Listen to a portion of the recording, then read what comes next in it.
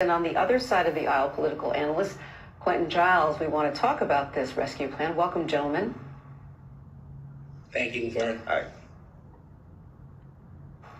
Adam, I'll start with you. The American Rescue Plan has broad appeal from the American public, and companies are scaling back layoffs because of this new law. In fact, American Airlines did. So why is there so much resistance from Republican lawmakers?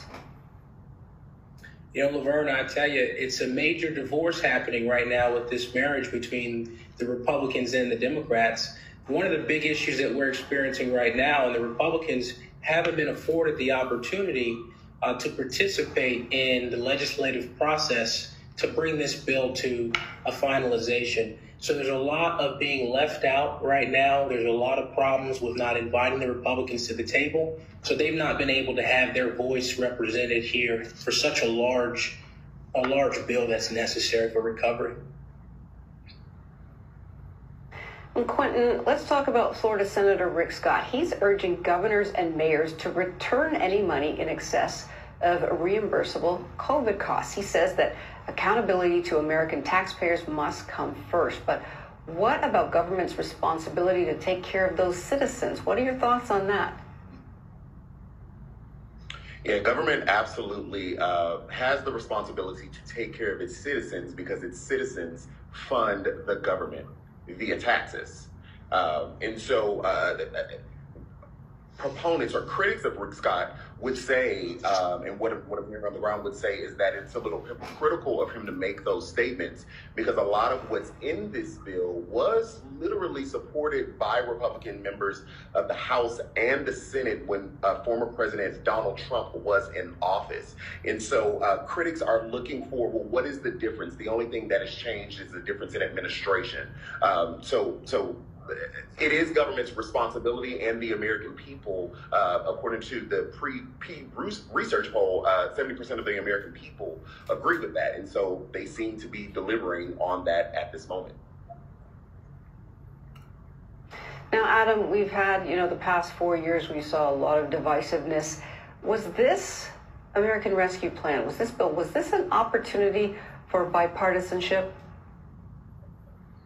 You know, I'm here in Washington, Laverne, and I'm not seeing a lot of bipartisan reality. I think one thing is being said from the leader of the free world on television, but it's not being executed in a space in Congress. And I think that that's just the reality of what's happening. One thing is being said, the actions are not following through with those particular statements. So again, we've got to really work together. I'm here in Washington. I'm seeing what's happening. The doors are closed for the Republican Party to be able to walk in and engage the Democrats on just about every piece of legislation because they know they have a majority and the bill is different. There's no such thing as a bill that's going to go through and be the same as the previous bill. There have been changes.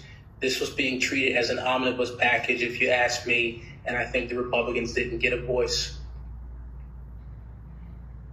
Now, Adam, I got to follow up with you. That's a pretty strong statement. You're saying that the Democrats are lying, the president is lying, that he doesn't want bipartisanship?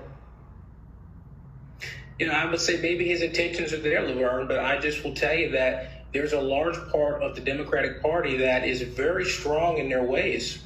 They don't want to move forward by partnering with the Republican Party. I just don't see it, whether it be the AOCs in the wing. There's a lot of extreme personalities right now, and that's on both sides.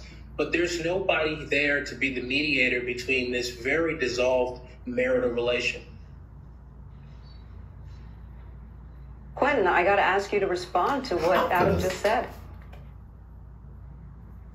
Yeah, well, I would say that the bill is bipartisan. Again, 70% of all Americans, Republican, Democrat, and Independent, support the bill. Thereby, it is bipartisan. You have legislators in the Congress, in the House and the Senate, who rejected President Biden's ideas. He invited Republicans to the White House.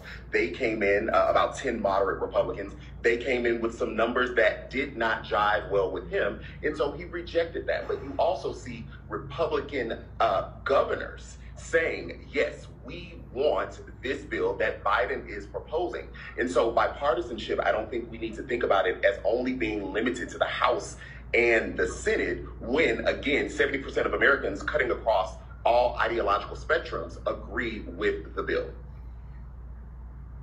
But what do you think about what Adam said about behind closed doors?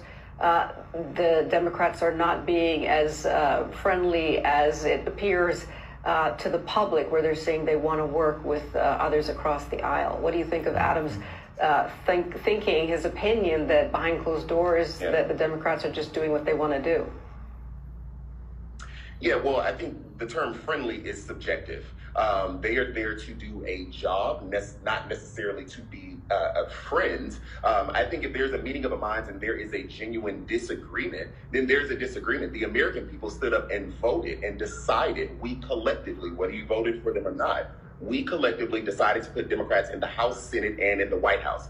That means that the American people wanted Democrats to legislate. So far be it from them, or they would be remiss to not use the power that the people have granted them. On the flip side, one could make the same argument and say that the Republicans were not being fair to the Democrats as far as rushing through a Supreme Court nomination like Amy Coney Barrett, as far as passing a $1.9 trillion tax cut that only went to the top percent and did not do a lot for the regular folks down on the ground. So this is politics. It can be a dirty game sometime, but when the American people put certain people in power, it would be remiss of them not to use that power. All right, Adam, I'm going to give you the last word to respond. Well, I'll tell you that our process in America isn't just ruling by majority. It's legislative processes that have to have an exchange of multiple ideas. That's why we have a two-party system. Republicans bring a certain idea set. The Democrats have a certain idea set. We've got to present the best solution. Right now, we're in the middle of a crisis. In 9/11, we came together. In this crisis, we have to come together. The American people aren't public policy experts on every situation. We have to lead them with the expertise and join hands and lock our arms together in this crisis. And if we don't do that, we risk a future where our country does not look at bipartisanship, and we can't have that for our country.